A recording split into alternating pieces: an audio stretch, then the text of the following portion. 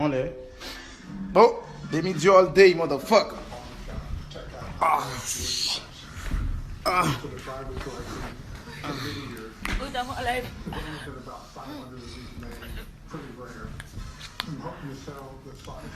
Mou bagay moun. Ki jan konen mwele? It's busy tout fek fou. On la fek lansi. Doma papi. Bagay moun. E bak tip sou. E bak tip sou.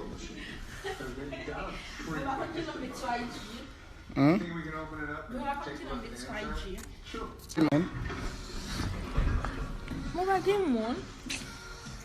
O ka mwele, o ka mfon live ki bagay moun. Bagay moun bakay. Moun yo an karantel.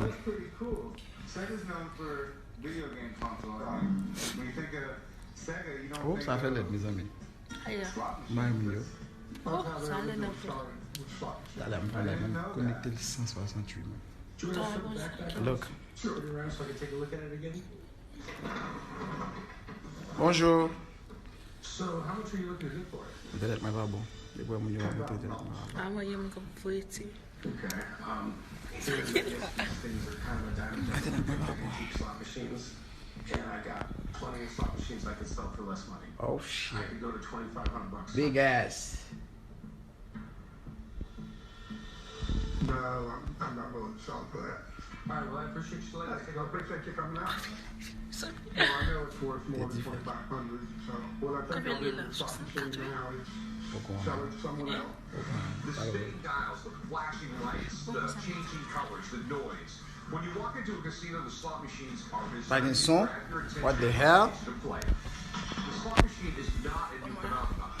A San Francisco mechanic named Charles Fay Bagay son ou kwe sa? slot machines in 1895 with his classic Liberty Bell shit, what's slot that? machine. Ba fe, The early model slot machines were spring-loaded, had gears and iron cogs, and were really loud when you played them. It was the advent of the microprocessor in the 1970s that changed everything.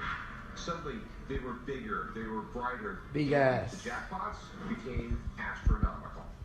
In 2000, a slot player named Cynthia J. Brennan won close to Oh, yun yung bagay net, no? $1 million Ito yung laba mo po, no? for a Gale. lucky pull on a slot machine in Vegas. Now, can you say jackpot? Gen de menm net de midya bagay. Oh, yo din bagay net nou men. Yo, nat kom pa pase bien la menm nou men. Directo al grano. Eso no va a funcionar con y visión de triunfador. Si pudiera mudar